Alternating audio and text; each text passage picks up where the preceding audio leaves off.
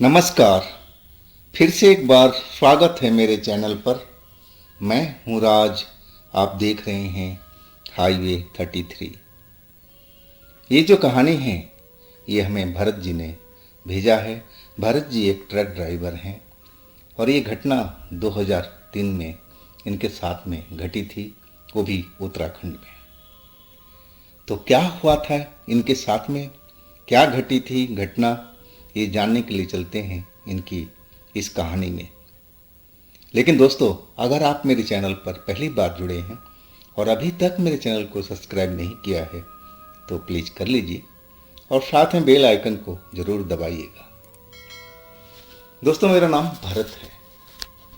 मैं गुजरात से माल लेकर के और उत्तराखंड पहुंचा था। वो एक माल फैक्ट्री की थी। आज जब हम उस फैक्ट्री के जगह पर पहुंचे तो रात हो चुकी थी। वो भी करीब रात के 10 बज रहे थे। अब वो जो फैक्ट्री थी बिल्कुल सुनसान जगह पर थी।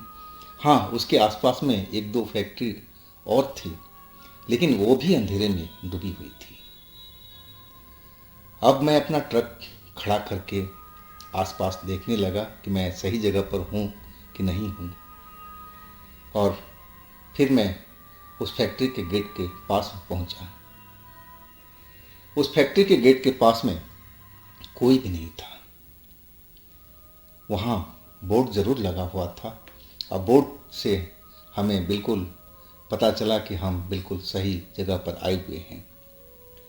लेकिन इस फैक्ट्री में चौकीदार क्यों नहीं है, मुझे तो दिखाई नहीं पड़ा। इतनी बड़ी फैक्ट्री थी लेकिन चौकीदार मुझे नज़र नहीं आ रहा था। और फैक्ट्री भी शायद बंदी थी, शायद दिन में चलती होगी, मुझे पक्का पता नहीं था। अब मैं देखने लगा कि अपना ट्रक कहाँ पार्क करें। अब तो जो भी हो सकता है, अब तो सुबह में ही हमारा ट्रक खाली हो सकता है। और मैं अपना एक सही जगह देख करके वहाँ पर ट्रक को पार्क किया था। और जैसे ही मैं ट्रक पार्क करने लगा, एक बुजुर्ग व्यक्ति हमारे पास में चिल्लाते हुए आने लगा, कहने लगा, अरे भाई, वहाँ पर ट्रक मत लगाओ, वहाँ मत लगाओ। मैं जब देखने लगा कि आवाज़ कौन दे रहा है तो मुझे वो बुजुर्ग दिखाई दिया। तब मैं पूछने लगा कि आखिर मैं कहाँ ट्रक लगाऊं, ये तो खुली जगह है और रात का बात है, सुबह में तो हम माल इस गोदाम में, इस फैक्ट्री में खाली कर देंगे। वो जोर दे के कहने लगा, नहीं नहीं नहीं, इस जगह पर बिल्कुल ट्रक मत लगाना, ये जगह सुरक्षित है, यहाँ कुछ होने वाला है रात को। मैं उसकी बात सुनकर के एकदम हैरान था कि एक जगह सुनसान और आधी रात के वक्त में यहाँ क्या होने वाला है। मुझे लगा कि ये आदमी जरूर कोई पागल है। हम कहने लगा कि बाबा, क्या होगा यहाँ पर। वो कहने लगा, तुम पहले ट्रक यहाँ से हटा दो और दूसरी जगह ले जाओ और उधर जाके खड़ा करो। वो एक तरफ इशारा करने लगा। अब मैं आखिरकार कुछ समझ नहीं पाया था। मैंने सोचा कि क्या रात में किसी से पंगा लेना है। अब मैं उसी साइड में, जहाँ वो हाथ के इशारे से बता रहा था, मैं उसी साइड में अपना ट्रक ले जा कर के खड़ा कर दिया। और खड़ा करके मैं लॉक किया ट्रक को, क्योंकि मैं भूखा था, खाने पीने का भी इंतज़ाम करना था। और मैं उस बुज़ुर्ग को ढूंढने लगा कि उससे पूछूं कि आसपास में कहीं पर खाना वाना मिल जाएगा क्या। लेकिन वो बुजुर्ग ना जाने कहाँ गायब हो गया था। जैसे वो नजर आया था और वैसे ही वो गायब हो गया था। मैं बहुत दूर तक उसको देखा, लेकिन कहीं पर मुझे वो नजर नहीं आया। मैं और रोड साइड पर निकल गया था। वहाँ जाकर के मेन रोड पर देखने लगा कि आसपास में कहीं ढाबा वगैरह तो नहीं है, कोई दुकान खुला मिल जाए। और मुझे थोड़ी दूर पर एक लाइट चमकती हुई नज़र आई। अब मैं तेज़ी से उस साइड में बढ़ गया था। अब नज़दीक पहुंचा तो वो खाने का एक होटल ही था। अब मैं जब वहाँ पहुंचा जब वहाँ पहुँचा तो देखा बिल्कुल वो होटल खाली ही पड़ा था, कोई ग्राहक नहीं था वहाँ पर। मैं जाते ही बोला, भाई खाना वाना मिल जाएगा? वो जो ढाबा वाला था, होटल वाला था, बोला हाँ, लेकिन अब सब्जी दाल तो ख़त्म हो गई है, सिर्फ अंडा करी है।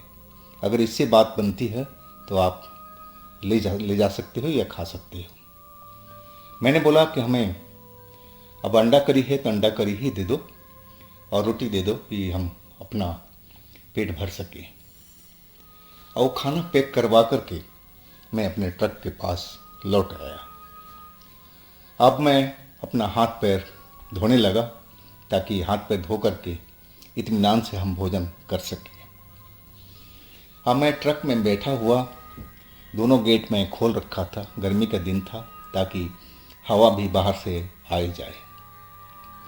और मैं अपना खाना का जो पैकेट था खोल करके और खाने का शुरुआत ही करने वाला था कि तभी वो बुजुर्ग ना जाने कहाँ से एकाएक मेरे सामने में आ चुका था, मेरे ट्रक की खिड़की पर। और वो अब मेरी खाने की तरफ देख रहा था। उसकी आंखें फैली हुई दिखाई दे रही थी और वो मेरे खाने को एक टक घूरे जा रहा था।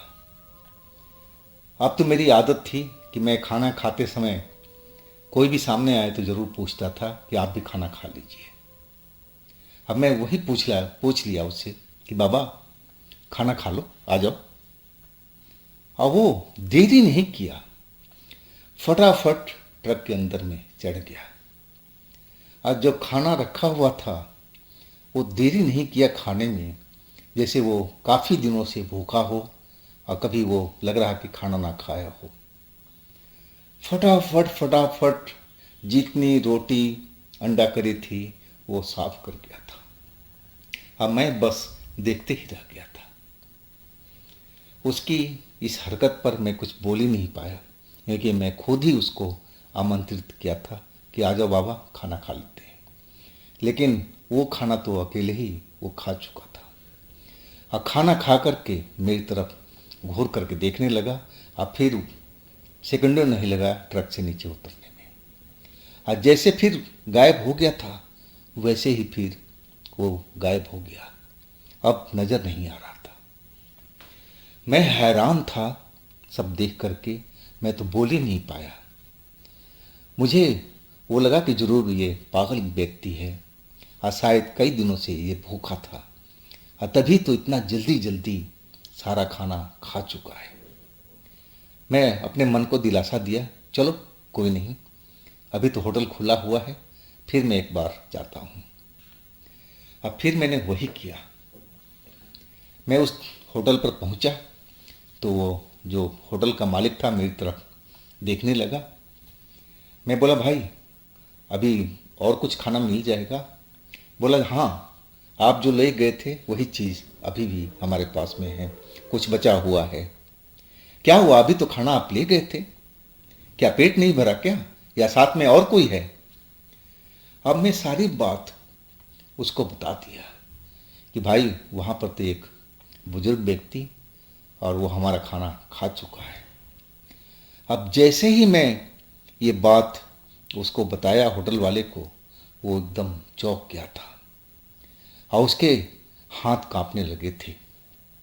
वो कहने लगा, अरे बाबू, तुम उस बुजुर्ग व्यक्ति की बात कर रहे हो जिसकी आंखें बड़ी बड़ी सी है और चेहरा थोड़ा सा डरावना सा लगता है, सूखा सा? मैंने बोला, हाँ हाँ ऐसे ही है वो। बाबू, आपकी जान बच गई। अगर वहाँ से नहीं निकलते तो शायद आपको वो मार देता। वो कोई पागल नहीं है, ना कोई इंसान है, वो एक प्रेत है। अब मैं उस होटल वाले की बात सुन करके एकदम चौंक सा गया था। मैं उसे कहने लगा, भाई वो तो हमारा अंडा करी खाया, रोटी खाया और हमें ट्रक लगाने से मना भी कर रहा था कि उस जगह पर मत लगाओ, वहाँ पर कुछ होने वाला है। तो ये क्या कहानी है भाई, तुम सच बताओ, क्यों मुझे डरा रहे हो? वो ढाबा वाला कहने लगा कि बाबू, मैं सच बोल रहा हूँ, मैंने कई लोगों से ऐसी बातें सुना है, और जिसको वो दिख जाता है तो समझ लो उसके साथ में कुछ बुरा ही होने वाला है। बाबू, आपकी जान बच गई है। अब मैं कहूँगा कि आप दोबारा उस जगह पर मत जाओ। सुबह होने पर ही उस जगह पर जाना, नहीं तो आपके साथ में बहुत कुछ हो सकता है, कुछ बुरा भी हो सकता है। अब होटल वाले ने तो मुझे बेहद डरा दिया था, लेकिन मैं भूत प्रेत को मानने वाला व्यक्ति नहीं था। मैं इतने सालों से ट्रक चला रहा था और आज तक मुझे ऐसी समस्या का, जो कहते हैं, देखा नहीं था, जो आज मैं महसूस कर रहा था और वो होटल वाला बता रहा था। मैं होटल वाले को बोलने लगा कि देखो भाई, मैं इन चीज़ों को मानता नहीं हूँ। मुझे अभी भी लग रहा है कि वो पागल व्यक्ति है और वो भूखा था और वो हमारा इसलिए खाना खा गया है, और कोई बात नहीं है। वो कहने लगा कि बाबू, आपकी मर्जी है, क्या खाना पैक कर दूं आपको? मैंने बोला हाँ, खाना पैक कर दो। अब फिर मैं खाना का पैकेट ले करके अब फिर ट्रक के पास पहुंचने लगा, लेकिन रास्ते भर में सोचता जा रहा था उसी के बारे में। जो होटल वाला बोल रहा था, क्या वो वास्तव में भूत है, कोई प्रेत है, कोई आत्मा है? लेकिन मुझे तो ऐसा कुछ दिखा नहीं। बस हाँ, उसकी शक्ल जरूर डरावनी लग रही थी, आंखें थोड़ी फैली फैली नज़र आ रही थी। इसका अलावा तो एक इंसान की तरह ही लग रहा था। उसके शरीर पर भी वस्त्र थे। तो ऐसा कैसे हो सकता है? मैं अपने मन में ही दुविधा में फंसा हुआ था और अपने ही आपस में मैं खुद ही सवाल कर रहा था, खुद ही उसका जवाब ढूंढ रहा था। और फिर मैं अपने ट्रक के पास पहुंच गया था। मैं देखा आसपास में वो बुजुर्ग व्यक्ति दिखाई नहीं दिया। मैं चैन का सांस लिया कि चलो, अब तो नज़र नहीं आ रहा है, शायद कहीं चला गया होगा, पेट भर गया है तो कहीं नींद ले रहा होगा। लेकिन मैं एहतियात बरता, इस बार मैं दोनों तरफ से गेट अपना बंद कर रखा था। जो खिड़की थी हमारी, अंदर से सिटकनी लगा करके और दोनों साइड से मैंने लॉक कर दिया था। इसके बाद मैं खाना खाने के लिए पैकेट खोला। एक ही निवाला मैं मुंह में डाला था और तभी ट्रक लगा कि जैसे हिलने लगी हो। एकदम ऐसा लगा कि जैसे भूकंप आ रहा हो। अब मैं बिल्कुल डर चुका था भूकंप के वजह से, क्योंकि मुझे बिल्कुल यकीन हो चुका था कि इस जगह पर भूकंप आ गया है। और मैं दरवाज़ा खोलने का ही कोशिश करने लगा और मैं बाहर खिड़की से सर निकाल करके देखा तो वही बुजुर्ग व्यक्ति मेरा ट्रक के पास में खड़ा था और अपने दोनों हाथों से मुझे, मेरे ट्रक को हिला रहा था। सही मायने में अब मैं बिल्कुल डर चुका था। अब मुझे एहसास हो गया कि एक छोटा सा इंसान ये लोडिंग हुआ ट्रक को कैसे इतनी ज़ोर से हिला सकता है। अब मैं वापसी दरवाज़ा बंद कर लिया, खिड़की भी बंद कर ली। कहा जाए तो अपने केबिन में, ट्रक के केबिन में पूरी तरह से कैद हो चुका था। और वो हमारा ट्रक को एकदम लग रहा था कि जैसे पलट देगा। कभी ट्रक मेरी बाएं झूल रही थी, कभी दाएं झूल रही थी। अब मैं खाना तो बिल्कुल छोड़ ही चुका था। बस अब लगने लगा कि हमारा ट्रक अब गिरा, अब गिरा। और होटल वाले की बात मुझे ध्यान आने लगी कि बाबू, जिसको भी वो दिख जाता है उसके साथ बुरा ही होता है। अब मैं बहुत डर चुका था। अब मैं भगवान से, अपने गॉड से प्रार्थना करने लगा कि हे प्रभु, हमारी जान बचाइए इस बुजुर्ग शैतान से। मैं बार बार प्रार्थना करने लगा था। जिस देवी देवता को मानता था मैं उनकी आराधना करने लगा था। लेकिन मुझे नहीं लग पा रहा था कि मेरी कोई मदद कर रहा है। उस टाइम में उसका ट्रक का हिलाना बिल्कुल जारी था। अब वो देख लिया कि ट्रक किसी साइड में पलट नहीं रही है, बस हिल कर रह जाती है। तो अब वो हमारे ट्रक के सामने बिल्कुल आ चुका था। अब आगे से हमारा ट्रक को पीछे धकेलने का काम कर रहा था। ट्रक जो हमारी गियर में थी और हमने पहिए के पीछे ओट भी लगा रखे थे।